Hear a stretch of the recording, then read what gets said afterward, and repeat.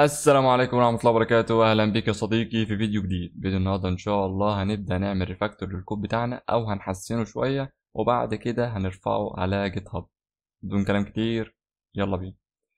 بص يا صديقي، كان في مشكلة بتقابلنا بس احنا مش واخدين بالنا منها، وهي الاي دي.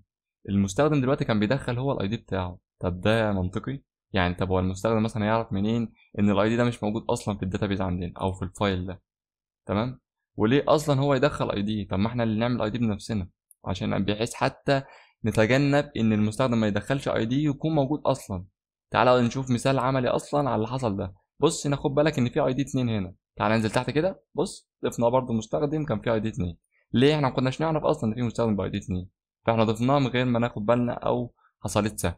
فاحنا عايزين بقى نسكيب النقطه دي، فهنعملها ازاي؟ تعال نشوف. تعال هنا، هنا بنيجي نضيف امتى؟ بنضيف في الست بس. تمام. في الابديت احنا بنعدل مش بنضيف. تمام. فالاي دي بيتضاف في الست بس. فتعال نشوف. هنا دلوقتي احنا محتاجين بقى نضيف الكلام فين او هنعدل الاي دي فين. دلوقتي احنا بنجيب البيانات هنا وبعدين بنحولها لاوبجكت وبعد كده بنضيفها.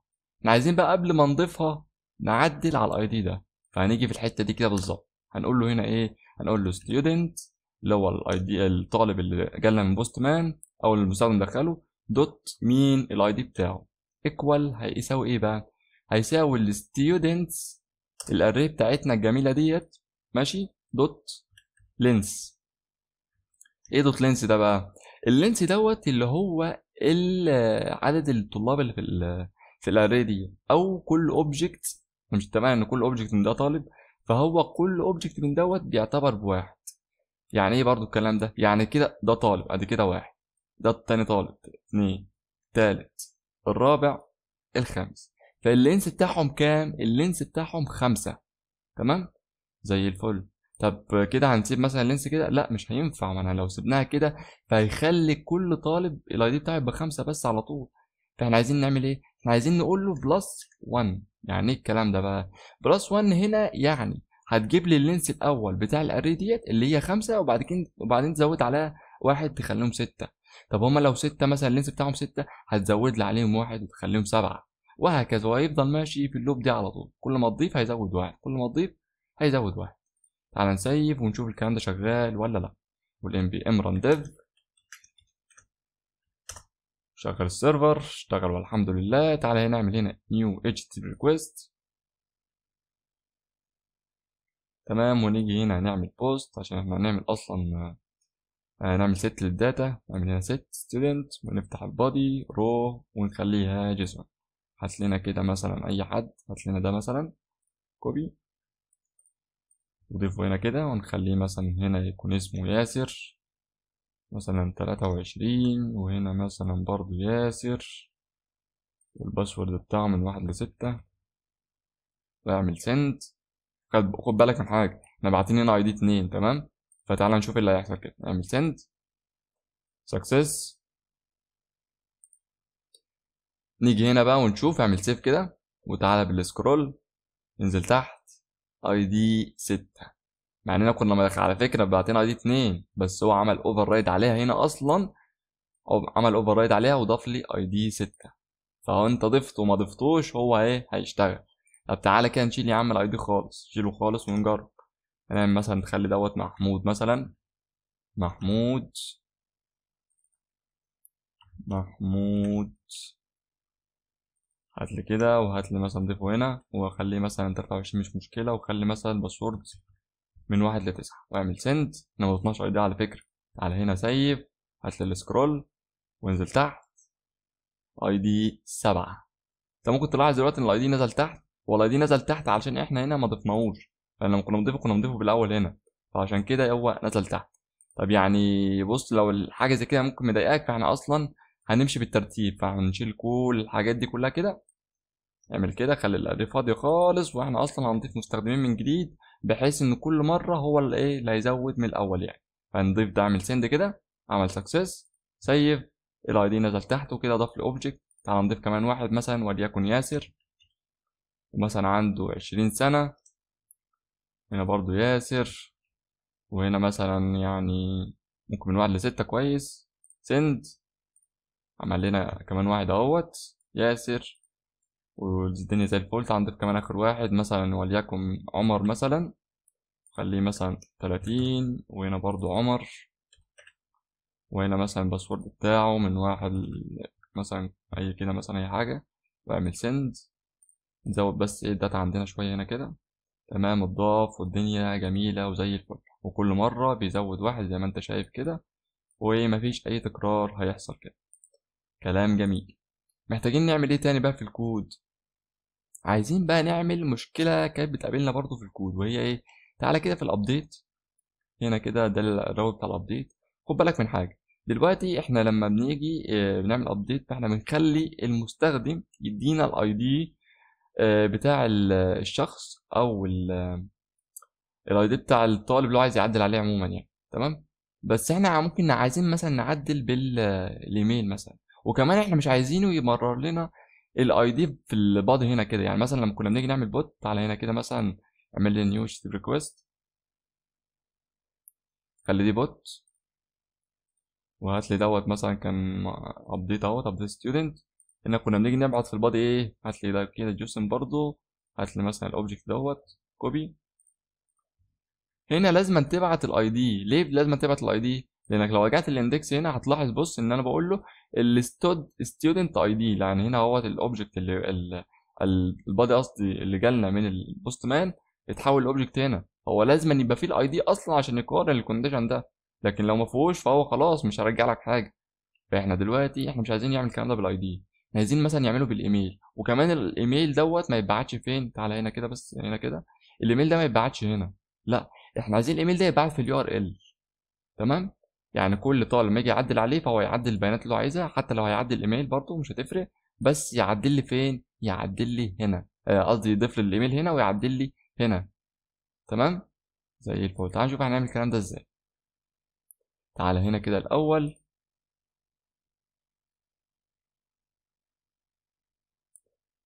تعالى هنا فوق خالص كده، قبل اي راوت ولا قبل اي حاجه خالص هنعمل حاجه اسمها ديستراكشن. تعالى بس نشوف دلوقتي هنشوف هنعمل ايه. نكتب اول حاجه كونست، ونفتح array، نفتح لي كده ايكوال، ونقول له request دوت يو ار ال.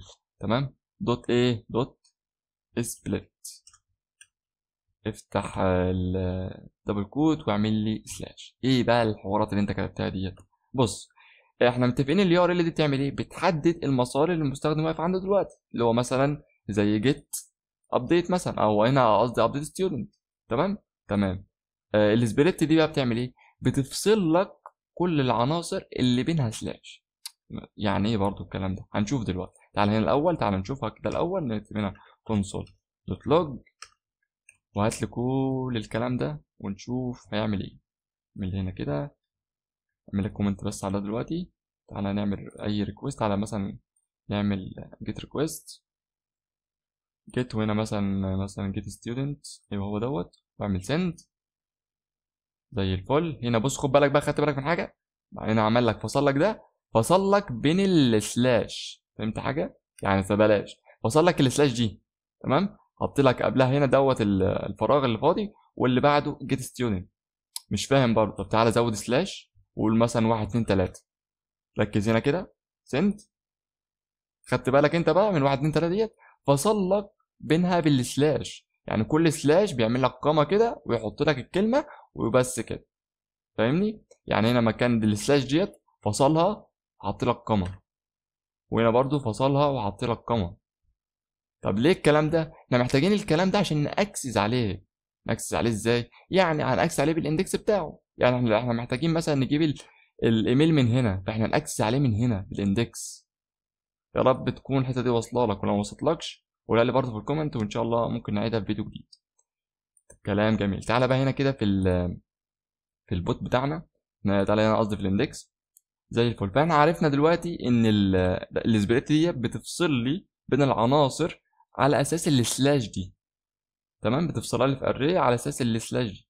زي الفل. هنا دلوقتي احنا فاتحين الاري دي ليه؟ احنا هنعمل حاجه اسمها ديستراكشن. ديستراكشن دي يعني ايه؟ يعني بتستخرج من الكلام ده. يعني احنا مش قلنا ان دي هتحول الكلام ده لاري؟ بالظبط. احنا عايزين بقى نستخرج الكلام ده من الاري. يعني ايه؟ يعني هنسمي اول عنصر باسم، وتاني عنصر باسم، وتالت عنصر باسم، بحيث ان احنا نستخدمه في المشروع بتاعنا. كلام جميل.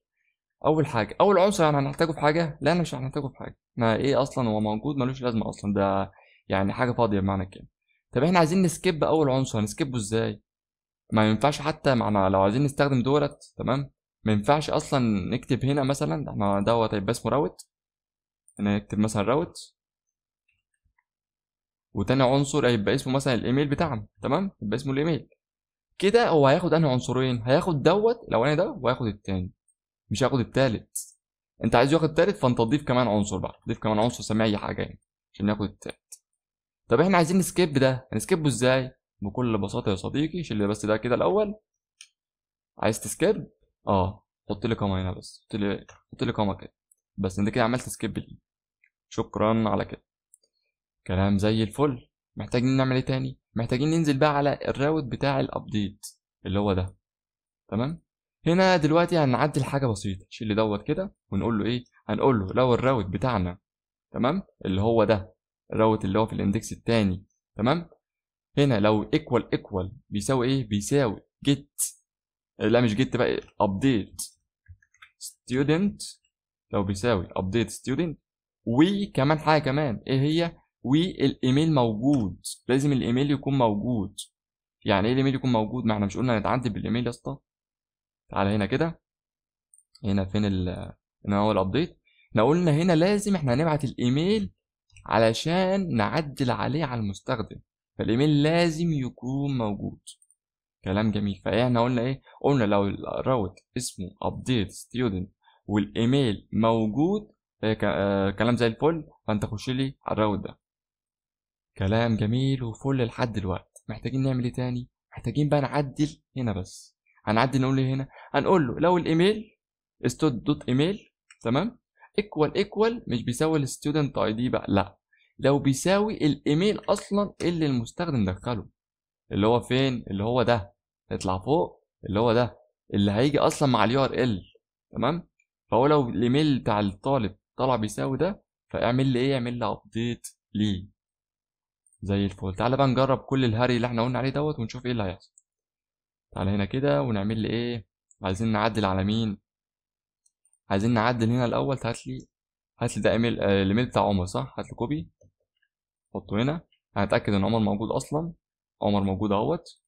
على هنا ونعمل كده مثلا. محتاجين نعدل على ايه؟ شيل بس الايميل ده دلوقتي من هنا كده، شيله كده خالص.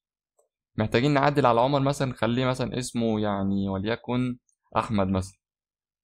خلي مثلا الايدج بتاعه وليكن 19، وخلي الباسورد بتاعه زي ما هو. نعمل بقى سند كده ونشوف. سند زي الفل، ابديت سكسس.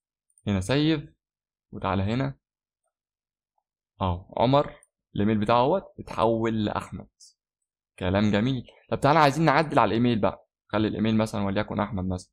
تعالى هنا هنا كده، خلي الايميل، ده الايميل بتاع عمر، تمام، مفيش مشكله. هات لي هنا كده. عايزين الايميل بتاعه يكون اسمه ايه؟ شيل بقى الباسورد والحاجات دي، مش عايزين نعدل عليهم تاني. وشيل ده برضه، وشيل دول كده. محتاجين مثلا هيبقى اسمه احمد مثلا، الايميل هيبقى اسمه احمد @gmail.com. اعمل سند، ابديت سكسس، سيف،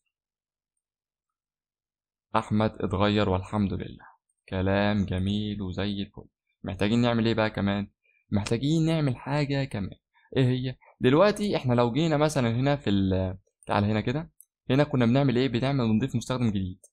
لاحظ حاجه بقى. لاحظ ان المستخدم اصلا لو ضاف مثلا حاجه كمان وليكن مثلا رول، عايز يزود الرول بتاعه في الداتا.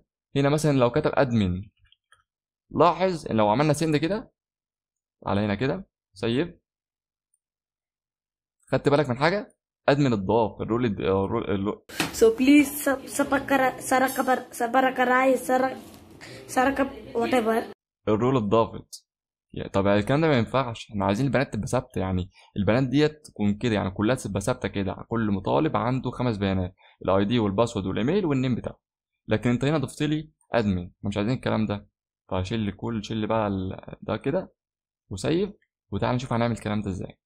احنا قلنا الكلام ده بيتضاف امتى؟ بيتضاف الست ستودنت، تمام. فاحنا هنعدل فين؟ هنعدل هنا برضو، هنا كده. هنعدل ازاي؟ تعالى نشوف. هنعمل حاجه برضو اسمها ديستراكشن فوق زي اللي احنا عملناه هنا بالظبط، بس ايه دي عملناها باري، دي هنعملها باوبجكت بقى. هنعمل كونست، نفتح الاوبجكت بتاعنا الجميل، نعمل ايكوال، وهنقول له هنا ايه، هنقول له الستودنت ده. تمام.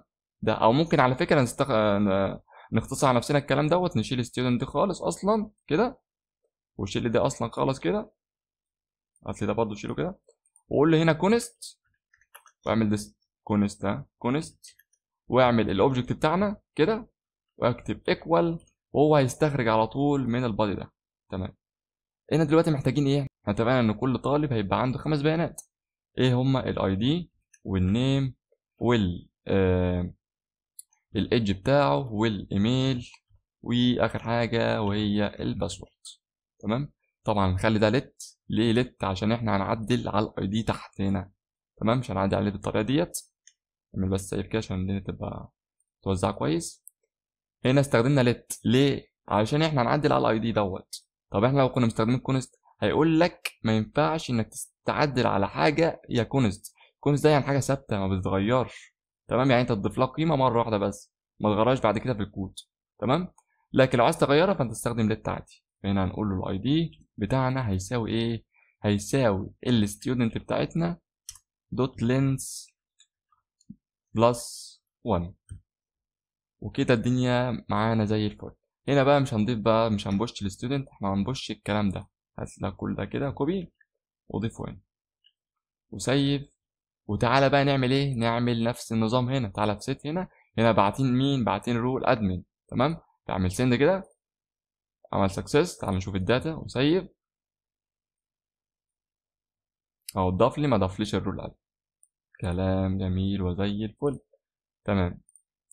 دلوقتي محتاجين نعمل ايه؟ دلوقتي خد بالك ان هنا برضو في الابديت. تمام. لما يجي يضيف برضه هيضيف نفس النظام برضه.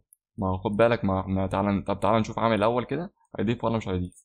هنا مثلا هنعمل حاجه مش موجوده اصلا وهي ادمن برضه، اكتب رول قصدي، وخلي بتاعتها ايه اسمه ادمن. ماشي. وهنا بقى طبعا نخلي نشوف الايميل ده موجود اصلا ولا مش موجود الاول. عمر موجود. تمام. الايميل ده موجود. خلي الرول ادمن. سيف. اعمل سيف كده هنا، رول ادمن ضافه.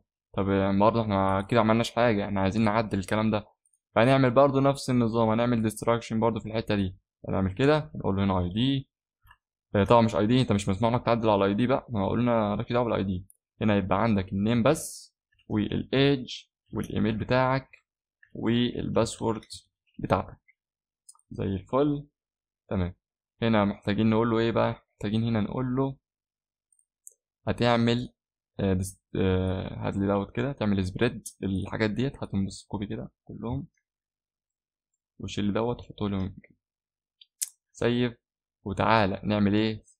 تعالى بس رجع دوت الاول زي ما كان، اعمل كنترول زد، كنترول زد كمان مره. سيف عشان بس الادمن تتشال. زي الفل. على هنا في الابديت ابعت تاني كده، عمل سكسس. سيف وتعالى نشوف. زي الفل. هنا بعت لنا الايميل والاي دي بس. ليه بقى بعت لنا الكلام ده؟ تعال نشوف. دلوقتي احنا عندنا كده مشكلتين، ايه هما؟ اول حاجه الايميل دوت هو خد الايميل اللي هنا، ما خدش الايميل اللي فوق اصلا. طب انت عرفت ازاي؟ طيب تعالى اوريك بكل بساطه. بص لاحظ كده اللون بتاع الباسورد دي كده، شيل لما اجي اشيلها من هنا كده. بص لاحظت ان هي اتظللت صح؟ تمام. طب المفروض لما اشيل الايميل هتتظلل هي كمان لو هو ما بيستخدمهاش، يعني اصل الايميل اصلا احنا مستخدمين هنا بس وهنا، المفروض هنا بيستخدم الايميل اللي فوق بقى لو على الكلام ده.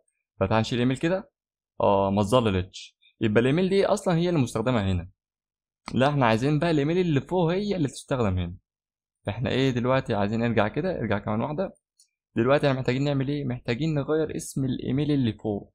فمثلا نخليه مثلا يوزر ايميل، وهات لي كده كوبي وننزل لي هنا. احنا غيرناه هنا ولا ايه؟ تعال ننزل بس تحت كده الاول. هنا الابديت، هنا الابديت، هنضيفه هنا الاول هنا كده مكان دوت. وهنضيفه فين؟ هنضيفه هنا. تمام. زي الفل. تعالى بقى لما نيجي نشيل الايميل كده. تمام كده هو ايه اتظل كده، ايه مش لسه مستخدمناش. تمام. زي الفل. اعمل كده كنترول زد، رجعنا الايميل. تمام. دلوقتي احنا مش محتاجين نعمل الكلام ده بقى، احنا المفروض نعمل حاجه تانية. ايه هي؟ تعال نشوف. شيل ده كده وافتحها كده. هنا دلوقتي محتاجين نقول له ايه؟ محتاجين نقول له النيم. تمام، النيم، وافتح لي كده النقطتين دي كده، هنمرر لها فاليو. ايه بقى الفاليو؟ محتاجين الاول نقول له النيم ماشي ايكوال النيم. هنا دلوقتي النيم تضيف للنيم ده، او instead دوت نيم. ايه بقى الكلام ده؟ ايه يعني ايه الكلام ده؟ هنا بقول له النيم او الستود دوت نيم. يعني ايه الكلام ده؟ يعني بقول له لو في النيم دوت، لو النيم ده موجود ماشي ضيفه له هو كفاليو.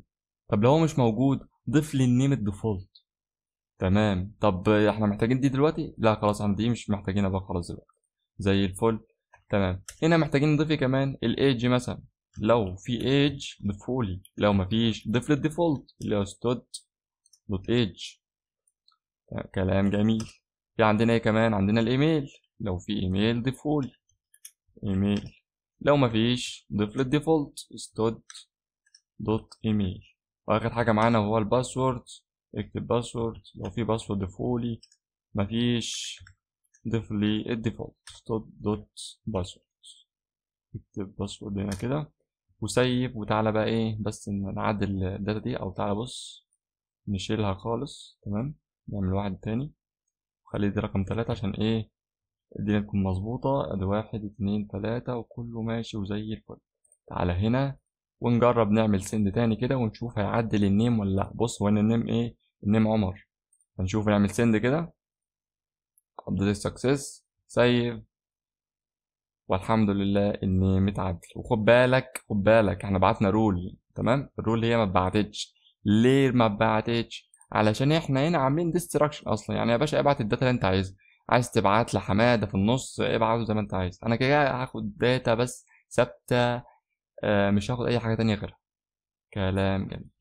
هنعمل حاجه كمان بسيطه بقى في الكود عشان نخش بقى ونرفع المشروع بتاعنا. وهي دلوقتي دلوقتي احنا قررنا هنا كود ده اتكرر هنا وتكرر برضو هنا وتكرر برضو هنا. كلام جميل. تعالى بقى احنا عايزين نعمل فانكشن للحوار دوت عشان ما يقعدش يتكرر كده كل شويه، بحيث ايه الدنيا تبقى سهله وجميله معانا. فتعالى نعمل لنا فانكشن هنا ونقول له كونست. مثلا نقول له سويتش مثلا تو اري، يعني تحول لاري مثلا. ونقول افتح كده ونفتح دوت ونفتح الار فانكشن بتاعتنا والبادي ونقول له ايه. هناخد بس اللي هات لي ده كده، هناخد ده كده كوبي وضيف هنا وشيل ايه، شيل دوت واعمل ايه ريتيرن بس. ريتيرن وسيف والدنيا كده تمام وزي الفل. هات لي بقى الفانكشن دي كده. شيل دوت يا باشا مش محتاجينه، وبرضه ده مش محتاجينه. ضيف لي بس الفانكشن والقوسين بتوعها. تعالى لي برضه هنا فين هنا كده. ايوه شيل ده وضيف لي دوت. شيل هنا حط لي الفانكشن بتاعتنا ونزل لي كمان هنا. شيل دوت وشيل برضه دوت وضيف لي الفانكشن بتاعتنا. سيف وتعالى نشوف الكلام ده هينفع ولا لا. هنا ايه؟ هنا الفانكشن دي موجوده في الابديت. تعال نشوف الابديت هيشتغل ولا لا. تعالى هنا ونغير مثلا احمد نخليها مثلا محمد مثلا. سند. تعالى كده نشوف اتغيرت لمحمد والحمد لله. عايزين نغير الايميل بقى. تعال نشوف الايميل ده هنغيره ازاي. تعال نكتب هنا كده، نكتب تعالى هنا تحت كده ونكتب مثلا ايميل، وهنا نكتب مثلا محمد @gmail.com عشان حتى يبقى متطابق مع الاسم. عاملين له هنا قامة اللي هنا مثلا. اعمل سند. تعالى نشوف بقى الايميل اتعدل ولا لا. زي الفل، الايميل كده اتعدل والدنيا تمام معانا في الكود وزي السكينة في الحلاوة. خد بالك على فكرة ان الاي دي مش موجود. ليه الاي دي مش موجود؟ احنا مش قلنا يا صاحبي تعالى هنا. احنا هنا بعتنا ايه؟ احنا هنا بعتنا كل حاجة ما عدا الاي دي. وخد بالك الاستود مش هنشيلنا الاستود كان فيه الاي دي، كان هو يعني على الاقل بيضيفه. فهنا دلوقتي محتاجين نعمل ايه؟ محتاجين هنا نقول له اي دي هنا ونقول له الاي دي بتاعنا. مش الاي دي بتاعنا بقى، نقول له ستود دوت اي دي ده الديفولت اي دي. تمام، واعمل هنا كوما وسيف. وطبعا هنا مش هيلاقي هنا طبعا لما يجي يوصل للداتا هنا عليها كده لما يجي يوصل هنا مش هيلاقي الاي دي اصلا، فهو كده مش هيضيفه، احنا لازم نضيفه الاول. نقول هنا الاي دي، وضيف لي مثلا الاي دي بتاعه دوت المفروض يبقى 3. تمام، فهو كده 3 مظبوط. اعمل اقامه سيف. تمام، تعالى بقى نعمل سند كده. بص على فكره الايميل ده ما عادش موجود. تمام، فهو اللي موجود دلوقتي محمد. هات لي محمد دوت وضيفه هنا كده، وشيل لي الايميل. محتاجين مثلا نخلي دوت محمد 1، خلي دوت محمد 1 كده، واعمل سند سيف. تعالى هنا، الاي دي لسه موجود زي ما هو اهوت، ومحمد اتغير لمحمد 1 زي الفل، والكود كده شغال معانا وزي الفل خالص. عايزين بقى نرفع المشروع ده على جيت هاب. تعالى بقى نشوف هنرفع الكلام ده ازاي. واقفل كده السيرفر. اول حاجه عشان نرفع المشروع محتاجين نعمل ايه؟ محتاجين نعمل زي ما عملنا النود عندنا قبل كده. فاكر لما عملنا انت ام بي ام انت عشان نعمل انيشاليزيشن او ننزل باكج جيسون؟ احنا محتاجين نعمل الكلام ده في جيت هاب لما نيجي نرفع المشروع. تمام، احنا محتاجين نعمل ايه الاول؟ لازم تكون مثبت عندك جيت على جهازك. تعالى كده على جوجل، افتح دوت، وهنكتب هنا ايه؟ هنكتب جيت داونلود. خش هنا على الداونلود، وهنا هتنزل فور ويندوز. تمام، لو عندك ويندوز تنزل هنا فور ويندوز، اضغط كليك، وهنا طبعا هتختار الاصدار. هتختار هنا ايه؟ هتختار هنا كليك هير داونلود. هينزل معاك، طبعا منزله مش محتاجه، ويرجع لي هنا كده ورا. تعالى لي هنا كده في الداونلود، داونلود هنا كده، هينزل معاك حاجة زي ايه؟ زي ده كده. تضغط عليه وبرده نكست نكست نكست لحد انستول، لحد ما ينزل معاك. كلام جميل. عشان تتأكد بقى ان هو نزل معاك هتعمل ايه؟ تعالى هنا كده وتكتب جيت داش في. ظهر معاك الاصدار، فانت كده تمام وزي الفل. اعمل كلير. دلوقتي محتاجين نعمل ايه؟ اول حاجة هنعمل حاجة اسمها جيت انت. اضغط انتر. هتلاحظ الفولدرات والملفات بتاعتك هنا هتتغير للون الاخضر ده. كلام زي الفل. تاني امر معانا وهو ايه؟ اسمه جيت اد دوت. ايه جيت اد دوت دوت؟ جيت اد دوت دوت بيضيف لك الملفات بتاعتك كلها. الدوت ديت يعني الملفات بتاعتك كلها. اضغط انتر، بيضيف لك الملفات اهوت زي الفل كده اضافه. ماشي، تالت امر معانا هو ايه؟ هو اسمه جيت كوميت داش ام، وتكتب هنا الكومنت بتاعك. هنقول له مثلا هنا فيرست كومنت، واضغط. طبعا ما تنساش تقفل الدبل كوت وتضغط انتر. هنا عمل اهوت والدنيا زي الفل. كلام جميل. كده احنا استخدمنا كام امر؟ كده احنا استخدمنا 3 اوامر. تعال نكتبهم كده الاول عشان ما ننساهمش. اطلع فوق،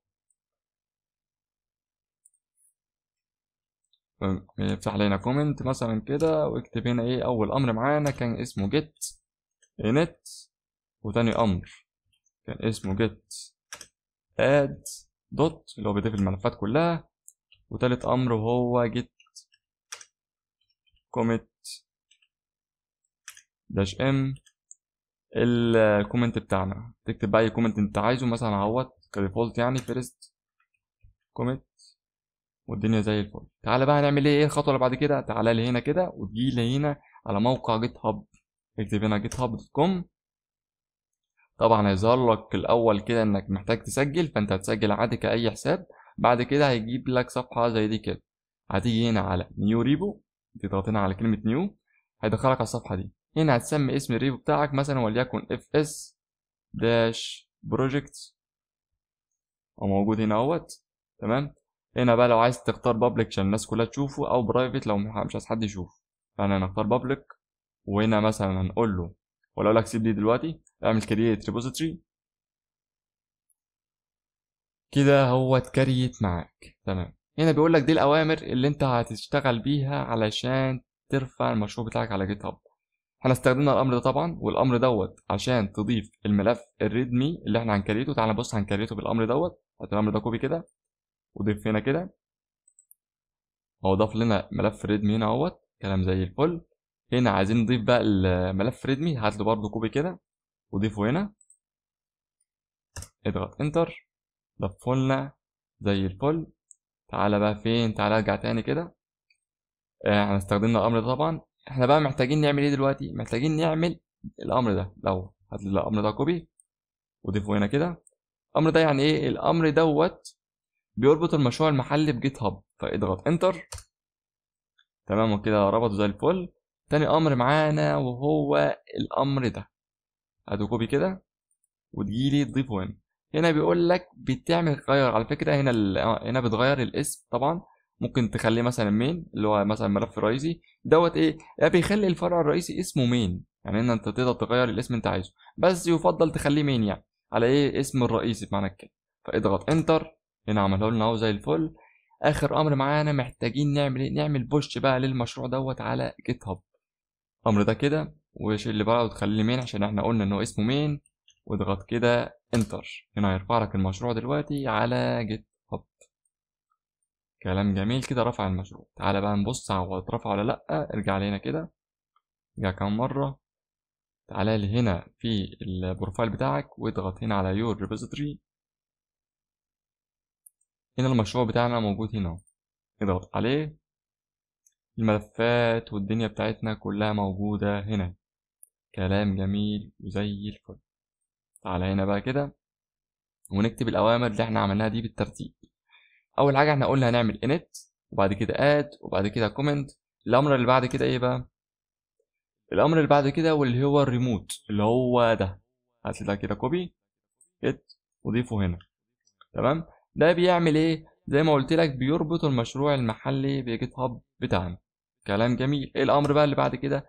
الامر اللي بعد كده وهو الامر ده، تخلي اسم المشروع بتاعك او الفرع الرئيسي بتاعك اسمه بالاسم اللي انت كاتبه هنا ده. يعني هنا ممكن اكتب لك مثلا، تكتب هنا نيم بس، يعني مثلا او يفضل يكون اسمه مين يعني كده ماشي. هنا النيم واليفضل بتاعه يكون اسمه مين مثلا زي الفل، عشان بيعبر عن ايه، عن انه ده الفرع الرئيسي يعني زي الفل.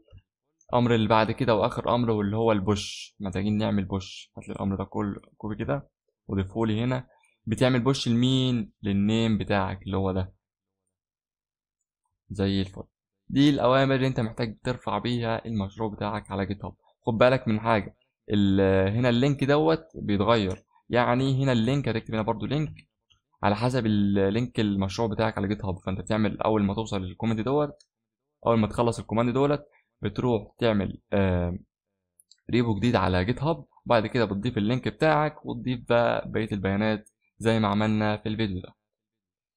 وبكده يا صديقي كنا عملنا كل حاجة. خد بالك الملف اللي هنا الريدمي ما اترفعش، فاحنا عايزين نرفعه. هنرفعه ازاي بقى؟ ما احنا بعد ما رفعنا المشروع بتاعنا بكل بساطة هتقول ايه؟ هتقول زي ما عملنا هنا كده. احنا عملنا جيت انت صح؟ عملنا جيت انت. كلام جميل. محتاجين نعمل اد بقى. اعمل لي كده اد ام بي ام، قصدي هنعمل جيت اد دوت. كده انا ضفت الملفات كلها تاني. يعني الملف اللي هو اللي لسه ما اتعدلش او الملف دوت اللي هو ما اتضافش يعني، كده انا ضفته. محتاجين نعمل كومنت برضه. انت هتلاقي كوبي كده وضيفه هنا ونقول له مثلا كومنت مثلا ايه، اد ريد مي فايل واضغط انتر زي الفل. محتاجين نعمل بوش بقى على طول. تكتب ايه؟ تكتب جيت بوش على طول، لان الاوامر دي اصلا بتعملها في البدايه، لكن بعد كده لما تيجي ترفع حاجه بتكتب جيت بوش. انا ممكن اكتبها لك برضو هنا في مثلا لو عايز تعمل مثلا، اقول لك كده مثلا هنا مثلا كده ابديت. هتعمل ايه في الابديت بقى؟ هتعمل جيت اول حاجه الاد دوت بتضيف البتاع كله، وبعد كده جيت الكومنت بتاعنا اللي هو مثلا ده، وهنا بتكتب الكومنت بتاعك شيل دوت كده. واخر امر واللي معانا هو الجيت بوش. بوش ها الكلام اللي كاتبه. تمام سيف كده وشيل كلير. وتعالى نتاكد الملف اترفع ولا لا. تعالى هنا كده، خش هنا كده. تعالى هنا على يور ريبوزيتوري. هنا البروجكت بتاعنا. بص اهو هنا الملف اترفع معانا ريدمي اهوت. هنا الملف بتاعنا. تعالى كده نتاكد. خش هنا على كده اهو. بص المشروع بتاعنا مكتوب هنا. كلام جميل وزي الفل. وبس يا صديقي كده نكون وصلنا لاخر فيديو النهارده. وطبعا عايز اقول لك في النهايه، لو في اي حاجه وقفت معاك او اي حاجه ايرور طلع لك مثلا، ما تنساش تقوله لي في الكومنت، وان شاء الله نحله مع بعض، او تقولوا لنا على اي جروبات من الجروبات بتاعتنا على فيسبوك او تليجرام. ان شاء الله اشوفك في فيديو جديد، وسلام.